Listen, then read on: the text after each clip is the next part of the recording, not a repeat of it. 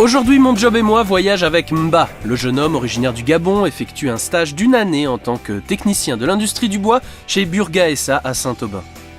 Pour moi, le bois, c'est vraiment la ressource du futur en fait. C'est une ressource qui est totalement renouvelable et c'est aussi un matériau qui est vivant, un matériau qui transmet des émotions par son toucher, par la façon dont il est travaillé, qui peut transmettre en plusieurs choses. Le jeune homme termine sa formation à la Haute École spécialisée du bois, à Bienne. Il nous présente certaines des activités du site. Là, nous arrivons au chariot de débitage.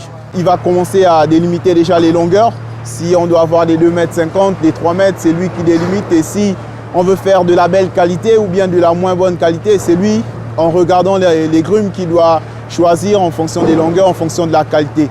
Il fait un présélectionnement et il dépose les grumes sur la chaîne pour le scieur. Mais ce qu'il y a à apprendre, c'est vraiment la logique et la stratégie qu'il y a derrière. Parce que manipuler l'outil, c'est facile, avancer, couper le bois, faire le cubage, c'est facile. Mais après, savoir quelles sont les longueurs, quelle qualité de bois correspondrait à la commande que nous allons faire, c'est ça qu'il faut connaître.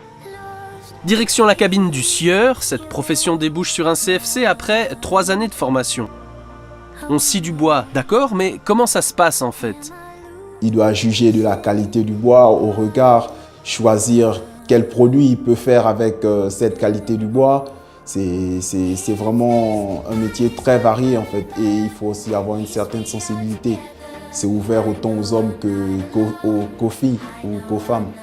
Et il faut aussi pouvoir travailler en équipe. La scie à ruban, c'est vraiment l'outil principal de la scierie en fait. Et c'est sur cette machine que l'apprenti sera examiné.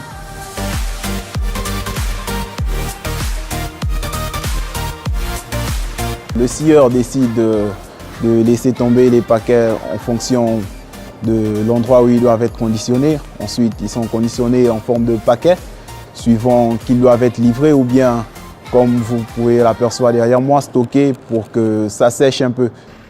C'est vraiment un métier passionnant qu'est le bois. C'est ouvert au monde, c'est évolutif, on n'est pas figé sur une seule façon de faire, ça évolue avec la technologie. Le bois, c'est vraiment un métier passionnant et ce sont les métiers d'avenir parce que le bois, il y en aura toujours tant qu'il est bien géré.